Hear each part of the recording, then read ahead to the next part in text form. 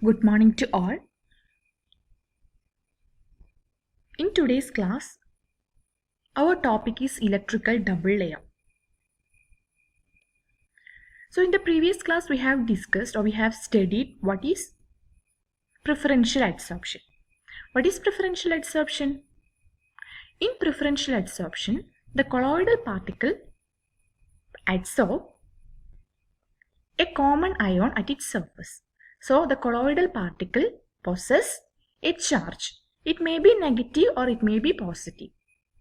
If the colloidal particle adsorbs a negative charge at its surface, then it will be a negatively charged colloid.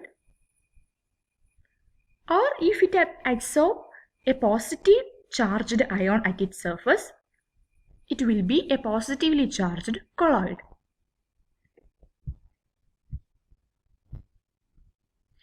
Here you can see silver iodide salt. The two types of silver iodide colloid particle. The first one is a negatively charged silver iodide salt. It is prepared by the reaction between silver nitrate and potassium iodide. And after the formation of silver iodide salt, the particles of the colloid will adsorb the negatively charged iodide ion at its surface. Thus, we obtain a negatively charged silver iodide salt. In the second case, after the formation of silver iodide particle, it will adsorb the positively charged silver ions at its surface. Hence, we get a positively charged colloid. Then you can see this negatively charged colloid, silver iodide colloid particle, has a tendency to attract the oppositely charged particle. Since silver iodide salt has a negative charge, it will attract the positively charged ion from the solution. The positively charged ion is silver. So it will attract the silver ion towards it. And in the case of a positively charged colloid, it will have a tendency to attract the negatively charged ions from the solution. Okay. So the ions preferentially adsorbed on the surface of the particle of a colloidal system are called potential determining ions. In the case of a negatively charged colloid, the ions preferentially adsorbed at the surface of the colloid is negative ions. So here the potential determining ions are negative ions. What about the case of positively charged colloid? For a positively charged colloid, there will be positive charged ions on the surface of colloidal particle. So in that case, the potential determining ions are positively charged ions.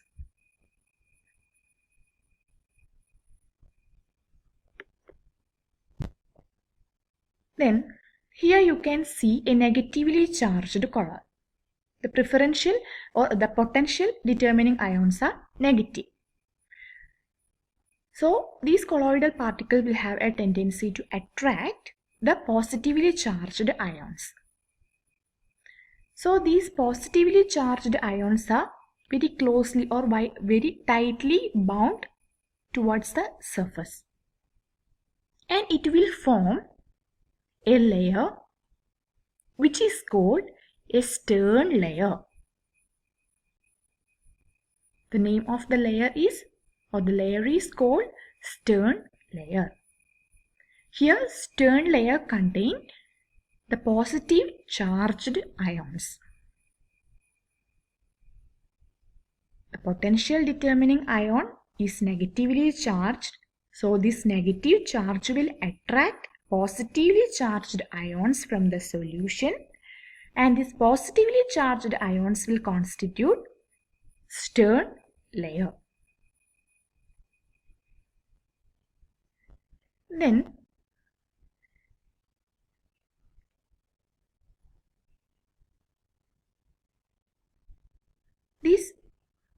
the surface of the colloidal particle will attract the positively charged ions, but as the distance from the surface increases, the tendency, the attraction towards the positive charge decreases. So as the distance from the surface increases, the concentration of positive ions and negative ions will be equal, or at an intermediate distance from the surface there will be more positive ions because there is a higher tendency to attract the positive charged ions. So at the very closest distance to the surface there will be more positive charge, and at an intermediate distance there will be positive charge and also negative charge will be there, but the concentration of positive ions will be greater. But at a higher distance from the surface, the concentration or the number of positive and negative ions will be equal. At that case, there will be an electrical neutrality. Here you can see parts of double layer. The surface carries negative charge, so the potential determining ions are negatively charged. These ions will attract a positive charge, so it will constitute the Stern layer. This is the case of negatively charged colloid. Okay. And after Stern layer, there is positively charged particles and also the negatively charged particles are there. This layer were a ununiform distribution of positive and negative charge. This layer is called Gouy-Chapman layer. In this Gouy-Chapman layer, there is an unequal distribution of positive and negative ions. After this layer, what happens?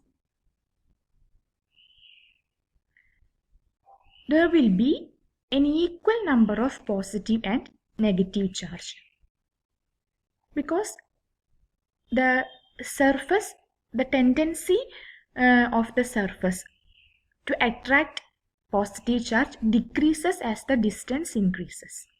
So at a very high distance or after Gouy-Chapman layer, there will be an equal concentration of positive and negative ions. So that will be an electrically neutral part.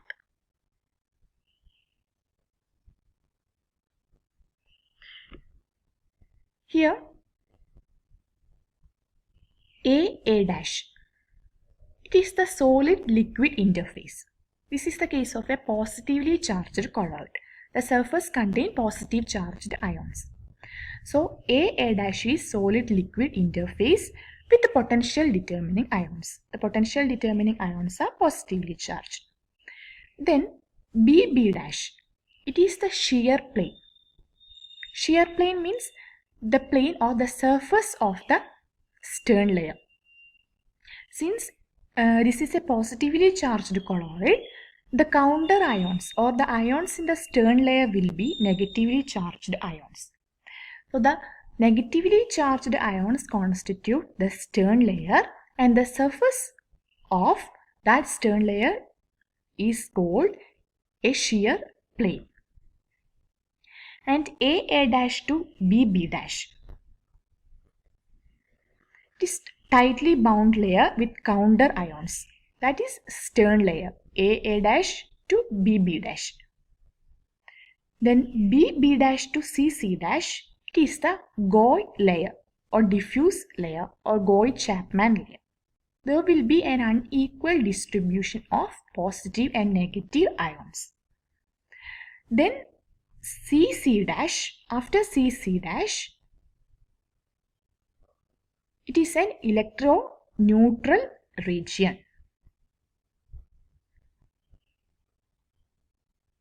So due to this charge distribution or due to this difference, there will be a potential. This potential is called zeta potential.